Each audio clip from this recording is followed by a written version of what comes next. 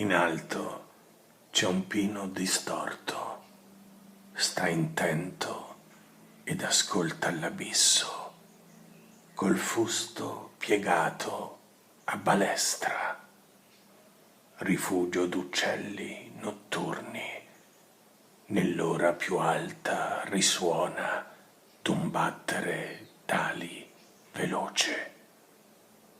Ha pure un suo nido il mio cuore, sospeso nel buio una voce, sta pure in ascolto.